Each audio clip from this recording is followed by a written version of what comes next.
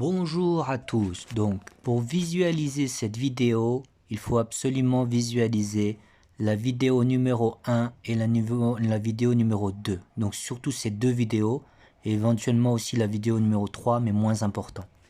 Pour avoir les notions qu'on avait vues de la religion de la ville, ensuite la religion de la plage, ensuite la religion de la mer, donc c'est-à-dire le cheminement, et ensuite la fin du cheminement, le fond de l'océan. Et à ce niveau, il n'y a plus personne, il n'y a plus de résidus égotiques, il ne reste plus que Dieu. Comme sur cette photo de la mer, comme la personne est sous l'eau, on ne le voit plus. Il a disparu.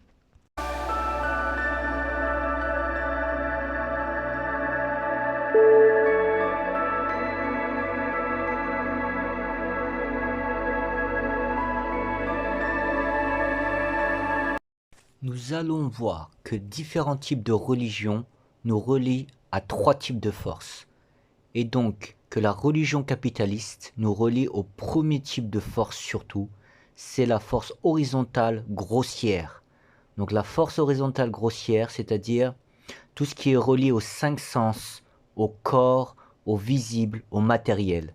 Comme par exemple une accroche matérielle, comme un bras de fer, une poignée de main, dans le fait de manger, car on mange de la matière, de se déplacer, de marcher, tout cela relève de la force horizontale grossière ou matérielle.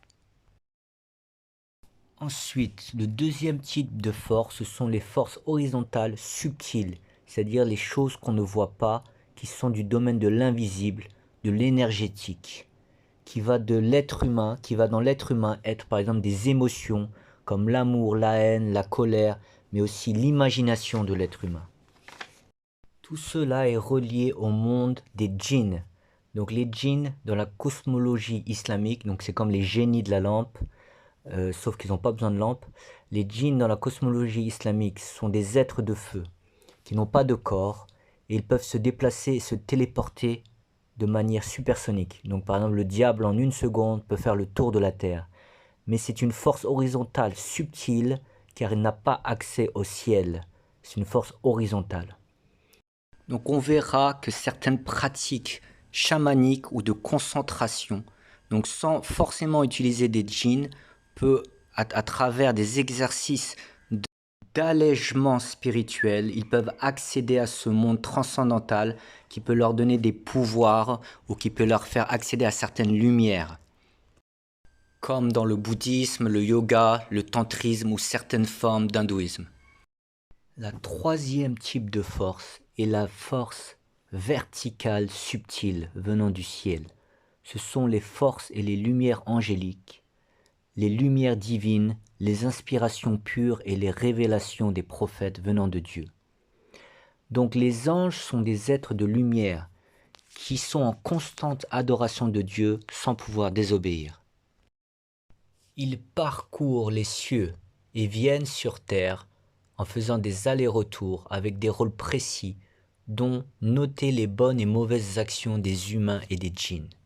Et ensuite, ils retournent au trône divin, et autour du trône divin qui se situe au 7e ciel, ils tournent sans cesse, louant la gloire de Dieu. Ils sont des milliards de milliards, et leur grandeur et leur largeur dépassent l'entendement. Cependant, les anges sont totalement dépendants de Dieu et sont au service de Dieu et lui obéissent. Donc les humains ne peuvent recevoir les inspirations des anges qu'en adorant seulement Dieu le Tout-Puissant et en se purifiant. Mais on ne peut recevoir cela en adorant un ange ou en vouant un culte à un ange ou en dialoguant directement avec un ange en lui demandant une faveur. Ce sont les djinns qui, par leur ruse, peuvent faire croire à l'humain qu'ils sont des anges dans des communications occultes.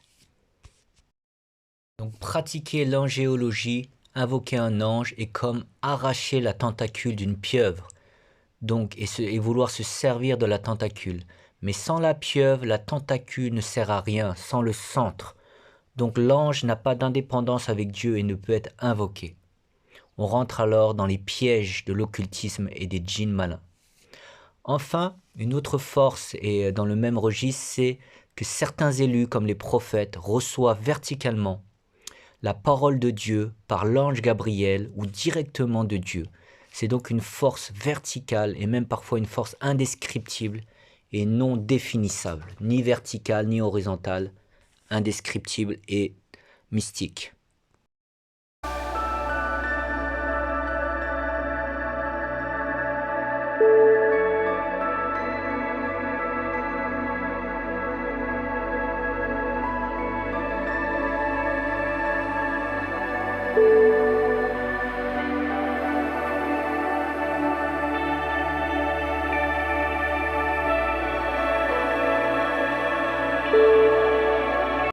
Ensuite, donc pour décrire le niveau du débutant à l'expert, nous allons prendre d'abord la métaphore du sport et plus tard un petit peu la métaphore de l'art. Le chemin du débutant à l'expert est bon pour l'ensemble des sports, que ce soit le football, le tennis, le judo, le basketball ou un autre sport. Et ainsi, si deux experts se rencontraient, deux grands champions, ils seraient d'accord sur ces étapes qui mènent au Graal, c'est-à-dire à la coupe, comme la Coupe du Monde ou la médaille aux Jeux Olympiques. Donc, par exemple, dans le football, donc le premier pas est quand on passe la porte pour s'inscrire et qu'on devient un licencié de football. Donc on est au stade de débutant.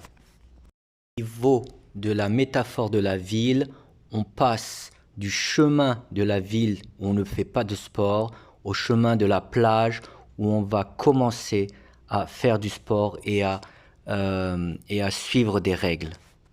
Donc les débuts sont comme le bébé qui commence à marcher ou l'alphabet. Donc le professeur ou l'entraîneur va doucement montrer les premiers mouvements de football par exemple. Donc il n'y a aucune pression, c'est le b.a.-ba et les bases. Ensuite, l'étape suivante est d'appliquer ces fondamentaux dans des petits matchs pour pouvoir donc appliquer la base. Donc c'est un petit peu le niveau du sportif de dimanche qui a une certaine discipline mais sans aller trop loin.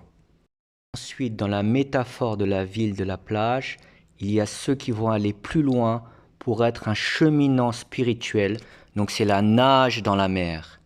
Donc cela passe par trouver le maître spirituel qui dans le football est le grand entraîneur, comme ici par exemple Sir Alex Ferguson, qui a un palmarès impressionnant et qui a guidé des milliers de footballeurs. C'est la porte pour pouvoir passer des stations spirituelles ou pour pouvoir gagner des trophées dans le football. Donc dans la métaphore spirituelle, la nage dans la mer, c'est de faire plus d'adoration pour Dieu, pour aller vers son amour, donc d'accélérer. Et donc dans le football, le grand entraîneur Ferguson va aussi faire accélérer, intensifier l'entraînement pour aller plus loin et plus fort. Et ensuite, il y aura des stations spirituelles de plus en plus intenses, comme des matchs de plus en plus durs et forts, du niveau régional au niveau national, au niveau européen, jusqu'au niveau mondial, la Coupe du Monde ou les Jeux Olympiques, le Graal.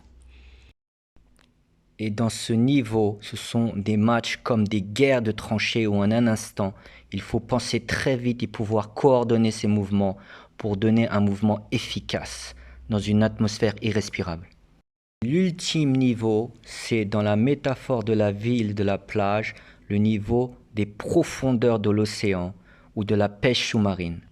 C'est le niveau ultime où le footballeur est en transe et fait des mouvements que personne ne comprend et qui sont des mouvements transcendantaux incroyables. Comme sur cette photo, le joueur n'a plus d'identité. Ce n'est plus lui qui fait le geste, mais le geste est fait dans le niveau qu'on appelle le niveau de la spontanéité. Le ballon et le footballeur, comme ici Ronaldinho, font un. Il n'y a plus de séparation entre le corps, l'esprit et l'objet. On peut marquer alors des buts d'anthologie, des moments divins que l'on ne vit qu'une seule fois dans une carrière, comme ce but de Maradona contre l'Angleterre, qui est considéré comme le plus beau but de l'histoire, où il a dribblé l'ensemble de la défense anglaise, 5 ou 6 adversaires. Donc ce sont des moments où il transcende sa nature humaine, où il est on fire, en feu, où il est un pur génie, où on dit un dieu du sport. Et justement, ce terme est très intéressant, et on le verra plus tard, car en réalité, il n'est pas un dieu, puisque Dieu est absolu. Mais en fait, il est un génie, qui vient du mot comme les djinns, les génies. Dans la spiritualité, c'est un petit peu comme l'éveil du Bouddha, ou comme l'ouverture divine dans le soufisme, le fana, l'extinction. C'est une sorte de niveau ultime, comme ici, la Coupe du Monde de Maradona, ou le niveau des ballons d'or de Messi, 6 ballons d'or qui le fait rentrer à la station ultime des grands parmi les plus grands en football.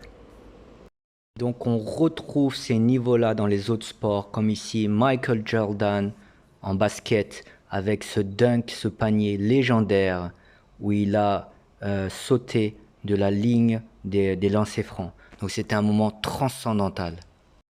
Pareil en tennis, où Roger Federer a atteint ce niveau des experts parmi les experts, où tous ces mouvements sont des mouvements d'efficacité et de créativité. Et pareil en boxe, où Mohamed Ali, par ses KO contre George Foreman ou Sonny Liston, a vécu des mouvements où il était en transe et où ces mouvements ont atteint le niveau de la spontanéité absolue. Dans le domaine artistique, c'est pareil. On va toujours commencer doucement avec l'alphabet, par exemple en danse avec les mouvements de base ou en musique dans le piano. Et ensuite, pour devenir l'expert des experts, le virtuose, comme Michael Jackson, qui a atteint le niveau transcendantal de la spontanéité, tel que tous ces mouvements sont des pas de danse géniaux. Il fait un avec l'espace, un avec le sol. Le sol et lui font un, et un avec l'espace et avec son esprit. Pareil pour Mozart dans le domaine du piano. Le piano et ses mains font un. Il est devenu un virtuose et il a atteint le niveau transcendantal où tous ses doigts jouent en osmose avec le piano et sont un avec le piano. Le piano est devenu une partie de lui-même, c'est l'extension de ses doigts. Ils ne sont plus séparés.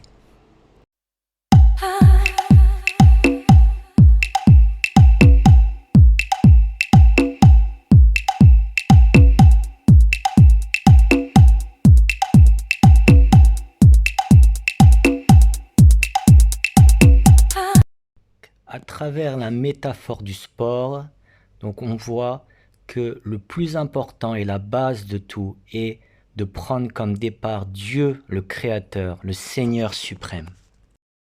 Car sur cette terre, le relatif, le créé, donc l'âme humaine, veut prendre la place de l'absolu, donc Dieu le Seigneur suprême. Comme sur cette image, Pinocchio dit « je suis » et Geppetto dit « je suis ».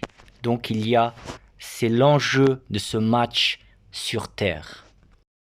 Donc la mission de l'âme humaine va être d'effacer le Seigneur suprême par tous les moyens, car dès que le Seigneur suprême est effacé, l'ego a gagné. Mais il va le faire de manière de plus en plus subtile selon les chemins. Donc dans le chemin de la ville, donc dans la religion capitaliste, c'est très simple. Donc en haut de la religion capitaliste, il y a les oligarques qui veulent se présenter en Dieu vivant sur terre. Donc la deuxième poupée russe de ces oligarques ne se cache pas et se présente insolemment comme rival de Dieu et l'efface de manière visible. Et donc dans la métaphore du sport, c'est comme une âme obèse qui après la mort ne pourra pas s'élever et donc chutera vers les enfers. Donc rentre dans cette catégorie tous les gens qui prennent cette vie comme un dieu et qui veulent percer dans le monde capitaliste. En bas de la société capitaliste sont les gens qui sont manipulés et qui sont juste dans l'insouciance de cette vie, prenant leur paradis et leur Dieu dans la vie banale de la vie de famille sans se poser de questions plus hautes. Donc ce sont un peu comme les moutons de la société. La société a créé 4 milliards d'activités, que ce soit la fête, le sport, la vie de famille, pour faire de Dieu la 365e roue du carrosse, comme l'être humain l'oublie, l'a mis de côté, comme un vieux grenier poussiéreux, comme une porte oubliée dans une maison. On va bien faire un petit peu de bouddhisme ou quelques cours de yoga ou aller à la messe le dimanche, mais le but suprême est d'entretenir son paradis sur terre, donc sa vie de famille ou ses autres activités, et la prosternation devant le Dieu de la vie d'ici-bas. L'arbre peut être comme des billets, comme sur cette photo, ou la vie de famille, ou le sport, les femmes, ou 4000 autres choses. Et Dieu en tout dernier, comme une sorte d'amnésie. Donc ensuite, sur le chemin de la plage, donc ce sont tous chemins spirituels où Dieu ou le chemin spirituel est la priorité de l'être humain et l'être humain suit des règles assez strictes. Il y a deux types de chemins, le chemin monothéiste avec, dans ce chemin monothéiste, le chemin monothéiste pur et le chemin des religions monothéistes incarnationnistes comme le christianisme ou les dévots de Krishna, et le chemin chamaniste, donc les spiritualités de vide intérieur où on se concentre pour faire le vide à l'intérieur, mais sans prendre comme support Dieu. Et c'est le plus difficile à comprendre car il y a une nuance subtile que l'on verra. Donc dans la religion monothéiste, il y a le chemin complet, comme dans l'islam avec les soufis qui respectent la loi, la charia, et vont dans la mer pour nager et ensuite connaître les secrets divins. Dans le judaïsme, c'était avec Jésus qui accomplissait et respectait la loi juive et a voulu apporter la gnose. Il avait été envoyé pour réunir la loi de Moïse et rétablir la gnose de Élie, mais il a été rejeté par les rabbins juifs. Et enfin, le Sanatana Dharma, l'hindouisme traditionnel originel, dont on ne sait plus trop à quoi il ressemblait, et était peut-être le chemin d'Abraham. C'est pour cela que les Brahmanes viennent de Abraham. Ils respectaient donc cette jonction loi et gnose. Mais de nos jours en Inde, c'est un grand bazar comme Bollywood, on ne sait plus qui est où et où. Donc ces chemins authentiques par rapport à la métaphore du sport respectent les débuts avec les bases, l'enracinement dans les bases, puis l'accélération pour un chemin de plus haut niveau, et enfin le gnostique, celui qui a atteint la fin du chemin et qui est dans la spontanéité. Spontanéité en Dieu, tout en gardant la discipline de la loi et de l'entraînement quotidien. Dans le monothéisme pur, la première déviation est le rigorisme religieux qui reste seulement sur la plage et qui ne regarde que la lettre de manière sèche.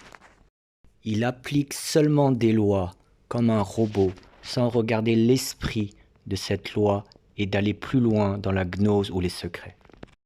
Il peut y en avoir dans toutes les religions, mais on peut citer dans l'islam le salafisme qui regarde au millimètre près la taille de sa barbe ou de ses chaussettes au-dessus du pantalon, mais dont le danger est de s'enorgueillir et d'être dans la dualité mécréant-croyant, ou certaines factions musulmanes intellectuelles qui cachent parfois des intentions dont on ne sait pas, qui peuvent être politiques.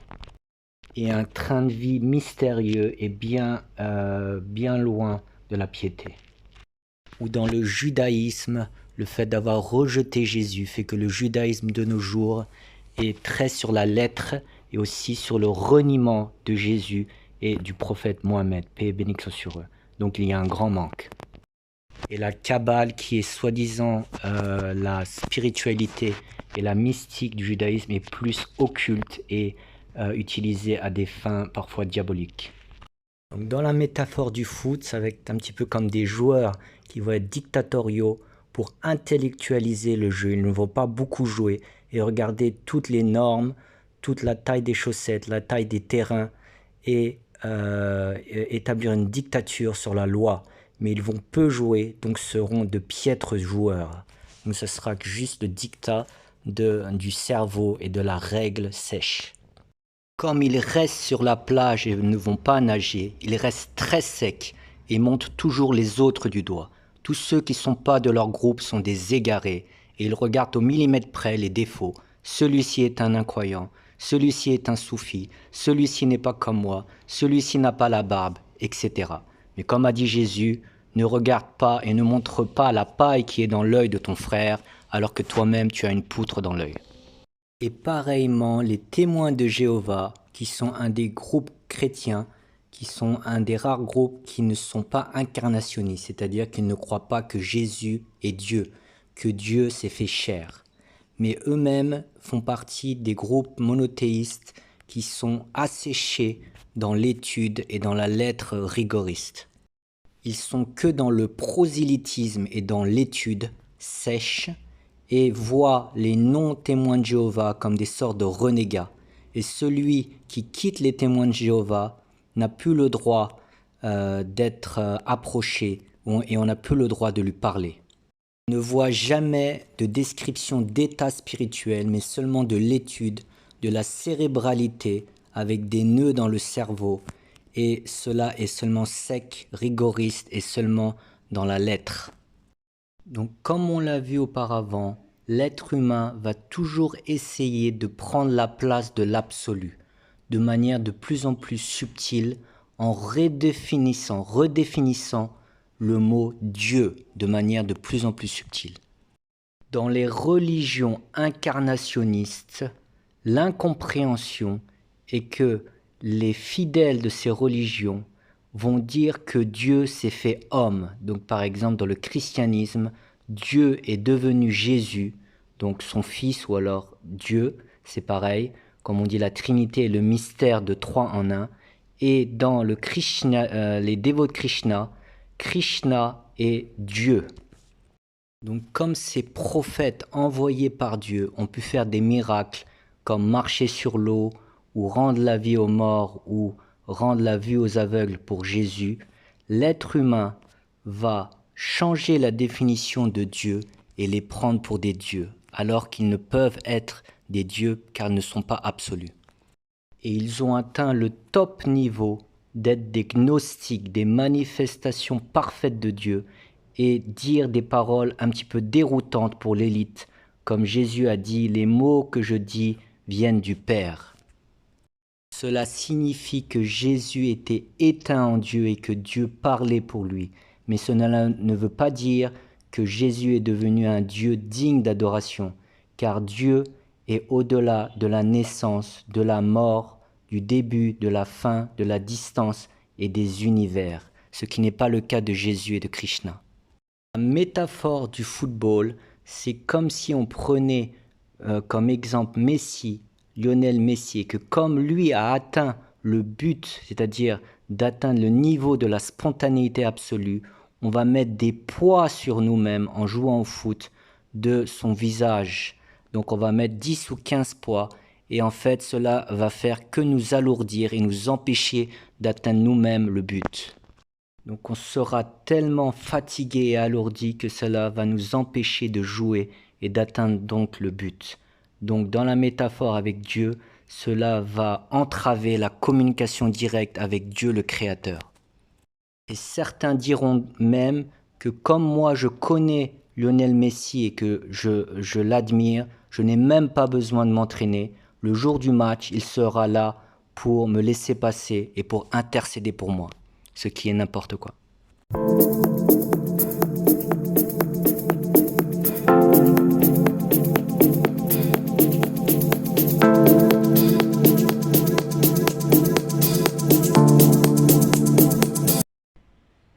Dans les religions chamaniques, il y a deux types. Donc d'abord, les religions chamaniques externes, et plutôt au sens propre du terme, où le chaman va plutôt utiliser en majorité des moyens externes, comme la médecine naturelle et aussi les esprits, et il ne s'en cache pas.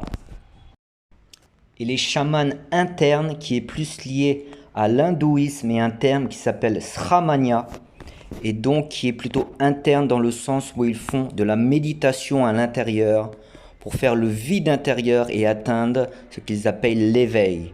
Donc c'est plus donc les religions comme le bouddhisme et la majorité des fractions hindoues de nos jours. Tout cela sans utiliser Dieu comme support. Dieu, le Seigneur suprême, créateur de l'univers et dans l'ensemble des choses. Pour comprendre les religions chamaniques, il faut s'appuyer et surtout se centrer sur la métaphore de Geppetto avec Pinocchio. Et donc de comprendre que de connaître et de croire en l'existence du Dieu suprême est le plus important pour trouver le déclic dans son ego et faire un travail véritable sur l'ego. Car sur cette terre et dans l'âme humaine, le point central est le combat entre l'âme humaine qui est une fausse divinité qui s'approprie les choses contre Dieu le Seigneur suprême qui est à l'origine de tout. Donc c'est la guerre des moi-je. L'humain dit moi je suis et je n'ai pas besoin de Dieu. Et l'ensemble de la création du microcosme au macrocosme dans l'univers et dans l'homme témoigne que Dieu est le Tout-Puissant. Donc Pinocchio, l'âme égo, veut sa suprématie et donc veut effacer Geppetto et va le faire de manière de plus en plus subtile. Dans la ville, le plus facile à repérer, ce sont les oligarques financiers, ceux qui gouvernent le monde. Donc ils utilisent les forces grossières horizontales pour pouvoir dominer le monde et être des dieux sur terre. Donc chaque type d'humain appartenant à différents groupes va être un petit peu comme un stand-up, donc pour bien présenter devant les gens.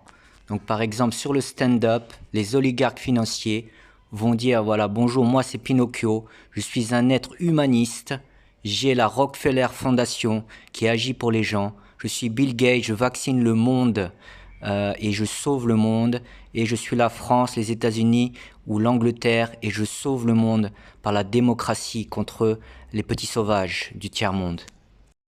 Mais le vrai visage de ce Pinocchio, c'est plutôt cette image, puisqu'ils veulent dominer le monde par le pétrodollar et imposer un impérialisme occidentaux-américain qui esclavagise le monde. Donc c'est très facile, c'est comme sur cette photo, un gros ego surdimensionné qui est en haut de la tour de Wall Street, une barre de fer, un immeuble en fer. Donc Pinocchio dit il n'y a pas de Geppetto et je suis Geppetto, je suis Dieu. Donc pour les gens de la vie normale, de la vie de famille, de la vie de la routine, donc le stand-up de Pinocchio, cela va être moi je suis gentil, je ne fais de mal à personne, je ne vole pas et je ne tue pas. En bref, je suis quelqu'un de bien, je suis bien avec tout le monde et respectueux avec tout le monde. Mais la ruse de l'ego, c'est que ces gens ont complètement oublié Geppetto. Et quand on leur demande sur Geppetto, ils disent, certains disent qu'ils y croient, certains disent qu'ils n'y croient pas, moi je respecte tout le monde, donc je ne sais pas vraiment. Donc le Pinocchio a complètement oublié son origine. C'est comme si pour les parents dont on n'a plus de nouvelles, on va nous demander et on va répondre « Je ne suis pas sûr que ce soit eux qui m'aient donné naissance et qui m'ont éduqué. Je respecte tout le monde mais j'ai des doutes donc je préfère ne jamais visiter ma mère ou mon père ou de temps en temps. » Donc on voit que c'est une ingratitude.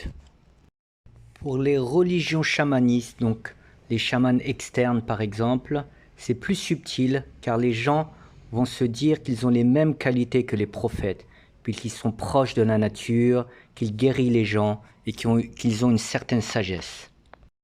Donc l'étymologie du mot viendrait du tungus, chaman, qui voudrait dire médecin, prêtre et magicien.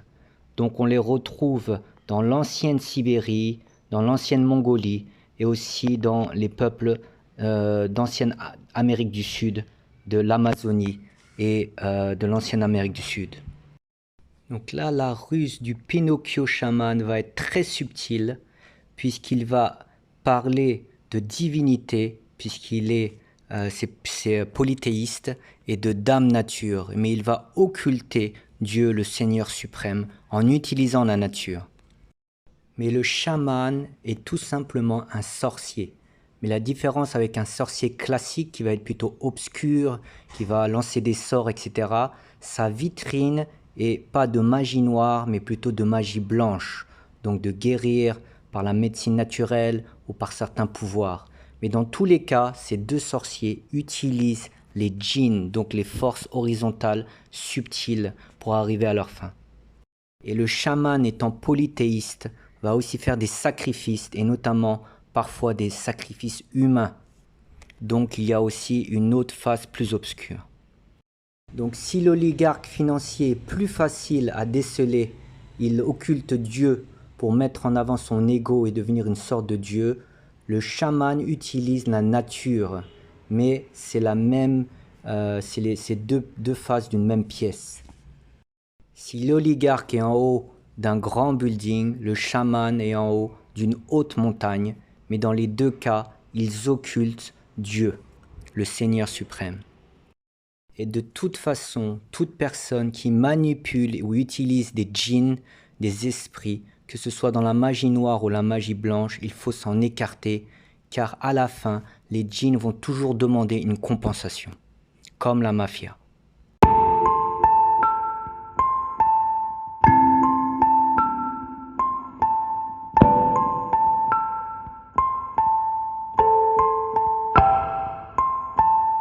Nous allons voir la subtilité des religions et spiritualités de vide et de méditation, car c'est encore plus subtil que les chamans classiques, puisque les chamans classiques manipulent des djinns plutôt de l'extérieur, c'est-à-dire les utilisant pour soigner par exemple.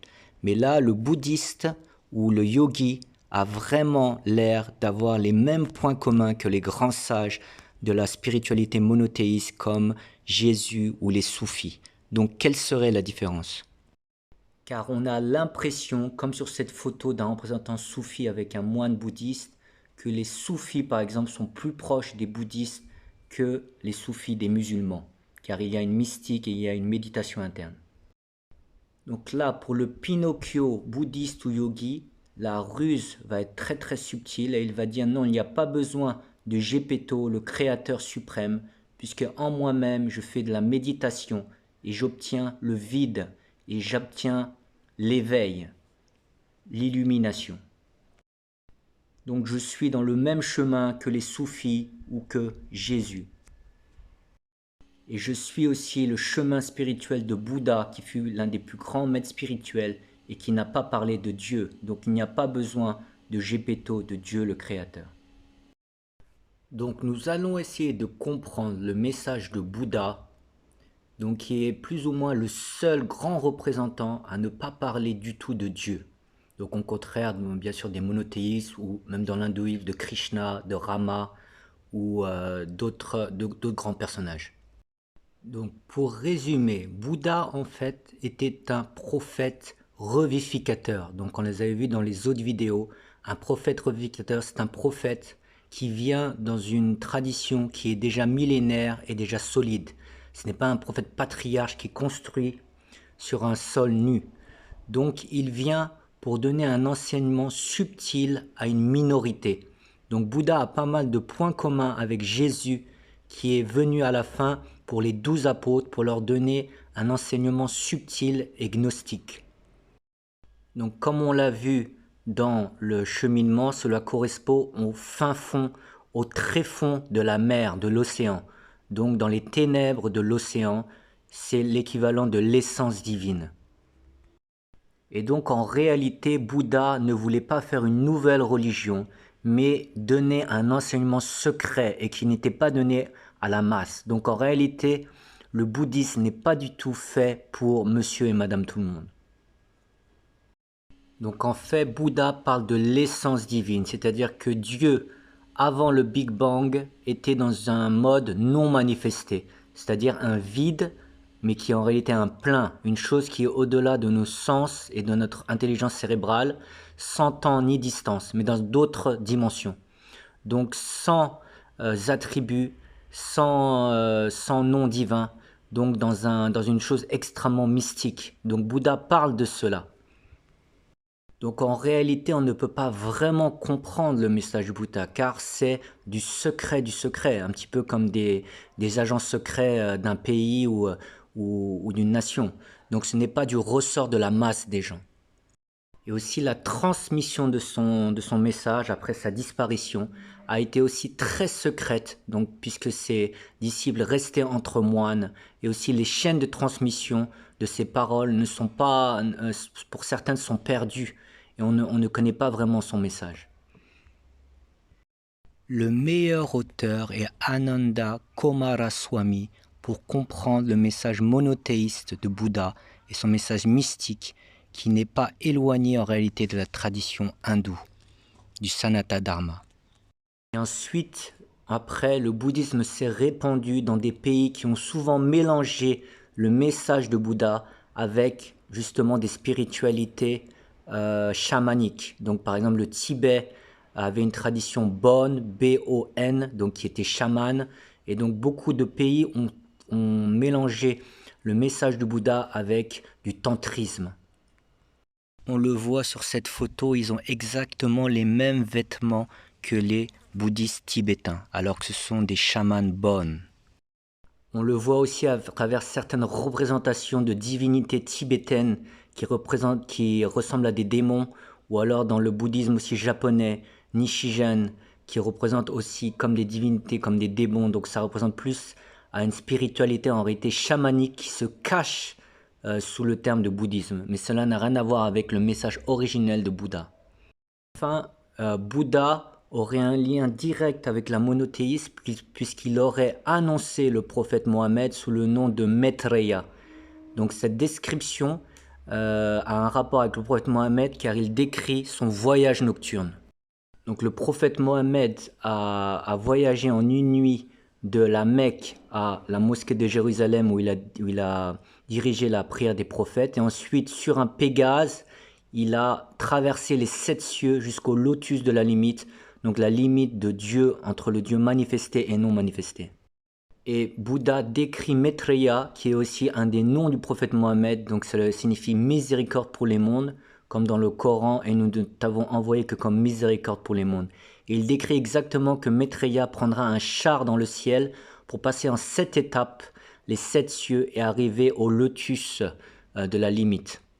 Et ce Maitreya est un petit peu décrit comme le sceau des Bouddhas. Donc Bouddha, ça veut dire être éveillé. Donc il ne faut pas s'enfermer dans les termes, ce ne sont que des termes selon le pays. Et le prophète est le sceau de la prophétie. Donc en revenant sur le début de la vidéo, sur les 3 types de forces, donc les forces matérielles horizontales, ensuite les forces matérielles horizontales subtiles, donc les esprits ou tout ce qui n'est pas visible, et ensuite les forces verticales subtiles comme les anges et Dieu. Donc l'ensemble des religions monothéistes vont pouvoir avoir accès plus ou moins à ces forces verticales divines des anges et de Dieu, mais pas les religions ou les spiritualités qui ne prennent pas comme départ Dieu le Créateur.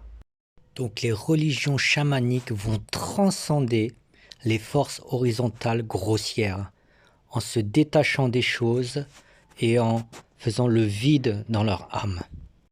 Donc ils vont accéder au chemin horizontal subtil, c'est-à-dire qu'ils pourront se déplacer par d'autres moyens que le corps comme l'esprit, ils pourront voir d'autres choses par le 3e œil, des lumières venant des djinns ou de l'autre monde horizontal subtil. Ils pourront obtenir une certaine paix de l'âme car ils font le vide et se détachent des choses. Donc par exemple, ceci est le plan de métro de Paris, donc c'est les forces horizontales grossières. En se détachant de leur âme, les religions chamaniques permettent d'avoir un nouveau circuit, un nouveau plan qui est toujours horizontal, donc comme ce plan RATP, mais subtil, comme transcendantal.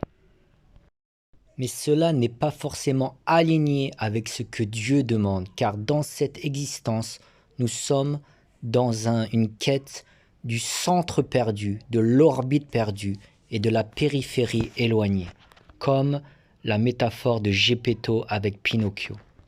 Donc, Tant que l'être humain reste seul face à lui-même, que ce soit les matérialistes pour se matérialiser plus, ou que ce soit les religions chamaniques pour se vider en soi, cela reste toujours du domaine de l'ego et ce n'est pas aligné avec la quête demandée par Dieu. Donc on va voir par cela donc que le vide du soufi est totalement différent, puisque le soufi à gauche va se vider non pas pour se vider, mais pour s'imprégner de Dieu et disparaître et ne plus avoir d'existence en dehors de Dieu. Donc dans l'exemple de Geppetto, c'est Pinocchio qui s'efface et sait qu'il est juste une marionnette dans les mains de Geppetto. Donc ce n'est pas se vider pour se vider comme le bouddhiste qui se vide, mais juste en lui-même pour atteindre la transcendance des forces horizontales.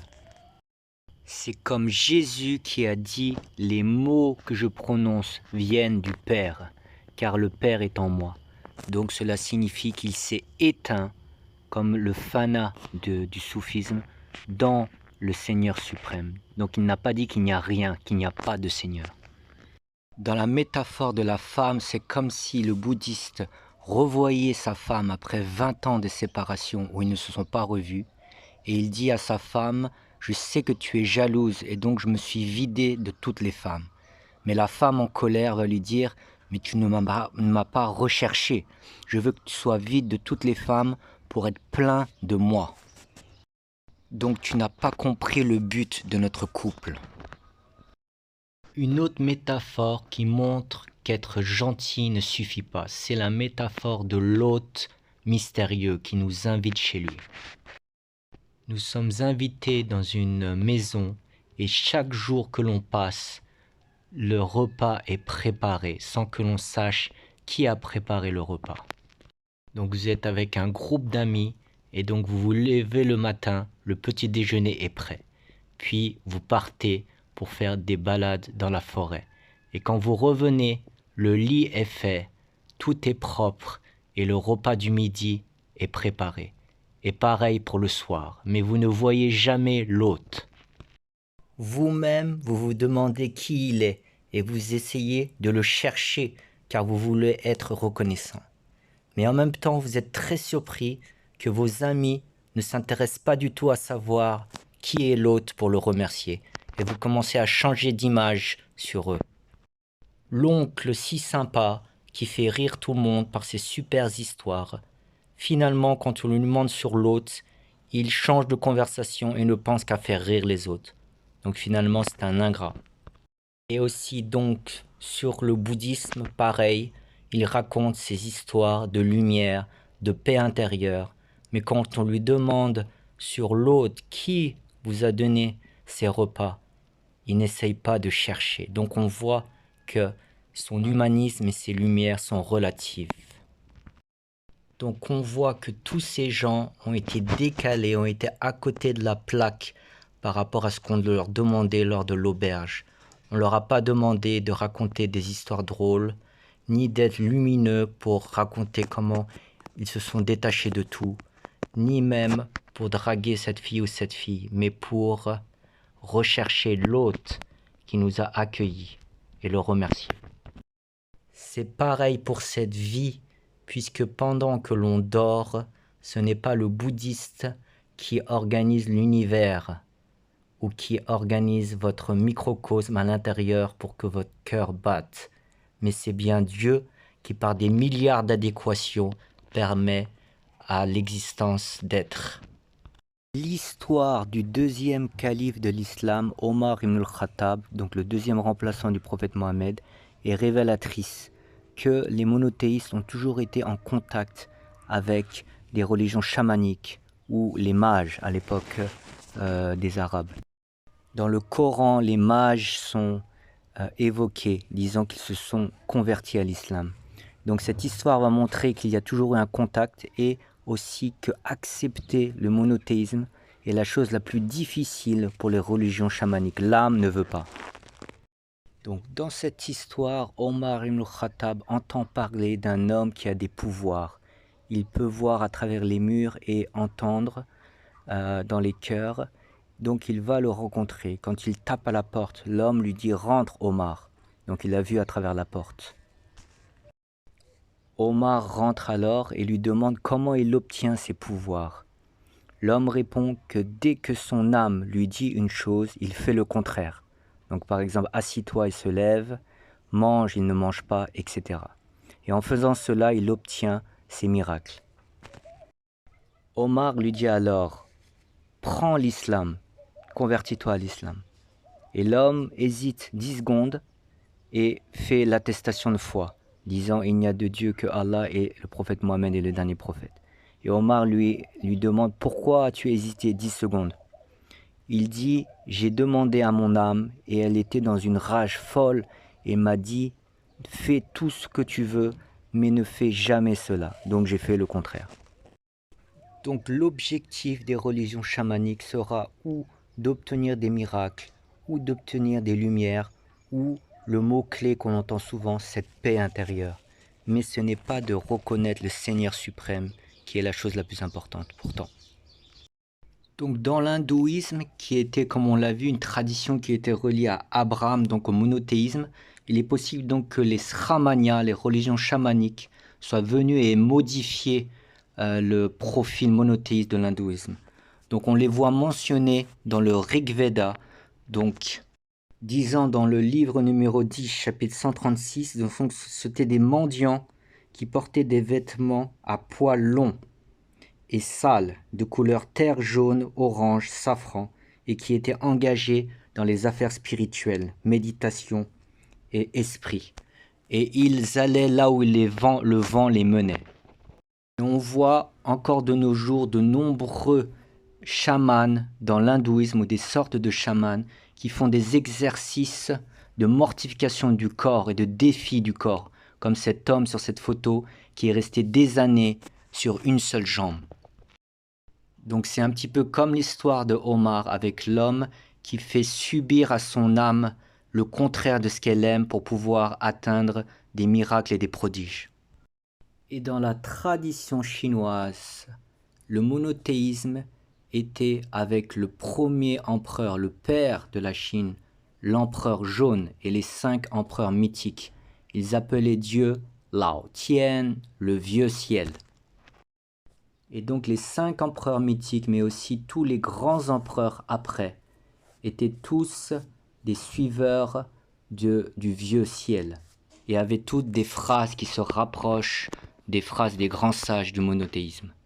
Par exemple, l'empereur Chang a dit « Je me demande comment Yao, un des 5 grands empereurs mythiques, a présenté Shun au vieux ciel et que le vieux ciel l'accepta pour sa mission d'empereur. » Un autre grand empereur a dit « Je me sens dans ma mission face au vieux ciel comme sur la queue d'un tigre, craintif face à ma responsabilité. » Mais il est possible que des courants chamans soient venus très tôt puisque le petit-fils de l'empereur jaune, Chuanzhu, donc un des grands empereurs mythiques, un des 5 grands empereurs, a interdit et a combattu la tribu qu'on appelle Tuo Li, qui faisait de la sorcellerie. Et il y eut une grande guerre à cette époque entre 2 grandes tribus et 2 grands groupes. Donc comme la Chine n'est pas loin de la Mongolie et qu'on sait que les grands courants chamans viennent de la Mongolie, il est possible donc que le courant monothéiste ait été effacé par le courant chaman avec le temps. Puisque de nos jours, plus personne ne croit au vieux ciel en Chine et même le courant chamanique a été effacé par le parti communisme et sa thèse athéiste. Mais on le voit dans les arts martiaux internes chinois que le cheminement est chamanique, puisque les grands arts martiaux chinois comme le Tai Chi Chuan, le Bakwa Zhang, le Xing Yi Chuan et le Yi Chuan, donc au niveau de la base, pratiquent un art martial d'une manière différente des sports de combat, en essayant de détendre le corps et d'accéder à une autre force qui serait du mouvement horizontal subtil. Donc ils arriveraient en sollicitant non pas l'aspect musculaire mais l'aspect de l'ensemble du corps par des exercices et l'utilisation entre guillemets du chi, de développer une force plus puissante que la force musculaire venant du monde horizontal subtil.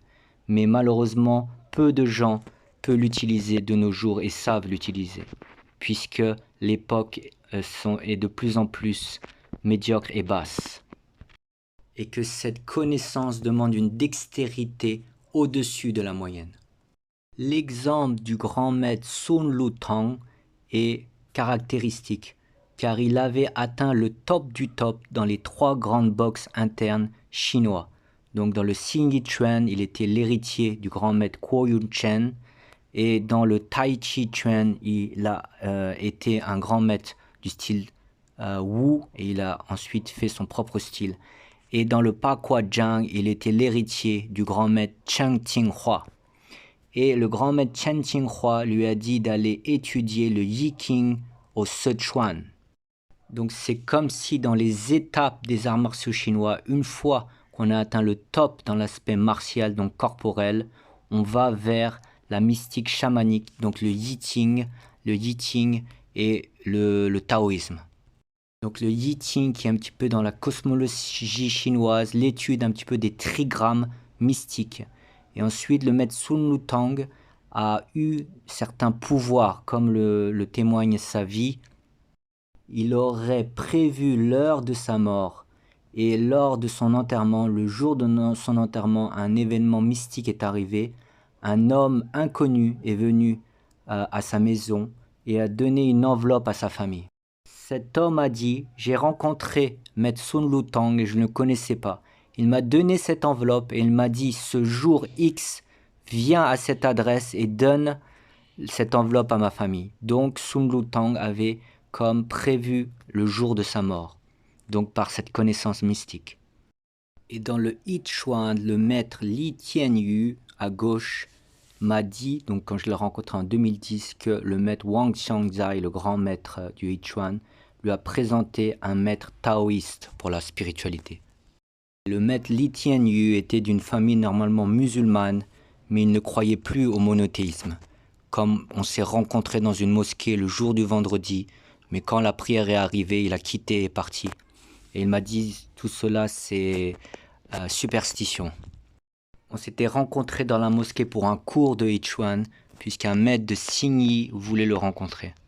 La majorité des maîtres de l'art martial chinois ne croient pas du tout aussi au monothéisme et pensent aussi que c'est une superstition.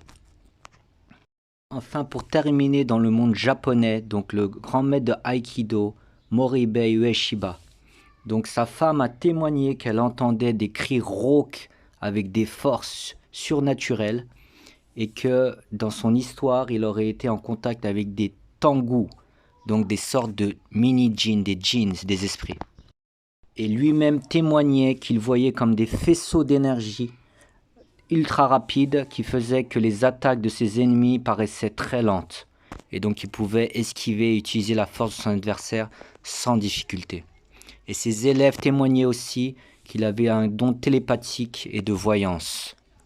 Comme on l'a bien compris en conclusion, donc que ce soit les forces horizontales grossières, de vivre cette vie à 100 à l'heure et de grossir dans ses passions, ou que ce soit les forces horizontales subtiles, de se vider pour atteindre certains pouvoirs ou la paix, tout cela n'est pas le but.